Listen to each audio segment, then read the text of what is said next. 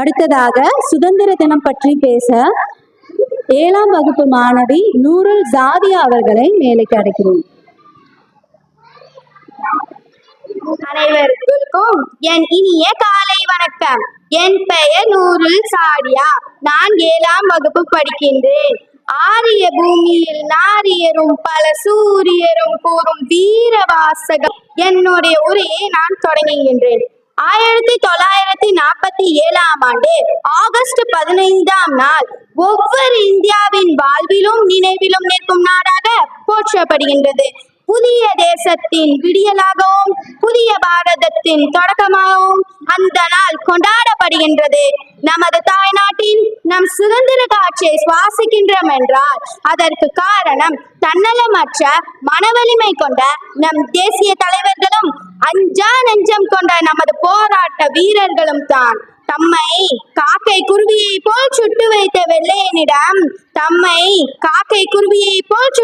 வெள்ளையனிடம் இறக போகின்றோம் என்று தெரிந்தும் மார்பை காட்டி போராடிய நமது வீரர்களின் தியாகத்தால் கிடைத்தது நமது சுதந்திரம்.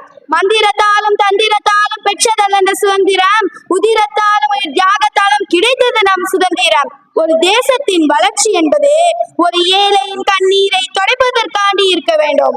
ஒரு தேசத்தின் வளர்ச்சி என்பது ஒரு ஏழையின் கண்ணீரை துடைப்பதற்காண்டி இருக்க வேண்டும். நாம் சுதந்திரம் அடைந்த பிறகு கிராமம் வளர்ச்சியிலும் கல்வியிலும் விஞ்ஞானத்திலும் தொழில்துறையிலும் மற்ற நாடுகளை விட அதிக முன்னேற்றம் கண்டுள்ளோம். நிலவை காட்டி சாப்பிட்டோம், அது அந்த காலம். நிலவுக்கே போய் சாப்பிடுவோம், அது இந்த காலம்.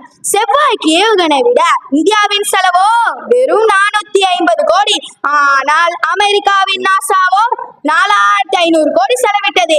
இது நம் நாட்டின் விஞ்ஞான வளர்ச்சியை காட்டுகின்றது. உங்களை போன்ற நல்ல நல்ல பிள்ளைகளை நம்பி இந்த நாடே இருக்குது தம்பி. உங்களை போன்ற நல்ல நல்ல பிள்ளைகளை நம்பி இந்த நாடே இருக்குது தம்பி. நீங்கள் நமது நாட்டின் வருங்கால தூண்கள். ஐயா அப்துல் கலாம் கூறியது போல், நீ தூங்கும் போது வருவதல்ல கனவே, உன்னை தூங்க விடாமல் தடுப்பதே கனவு என்று சொல்லி பணிவடையுங்கள். இவ்வையகம் போன்றும் வல்லரசாக நம் இந்தியாவை நாம் உருவாக்க வேண்டும்.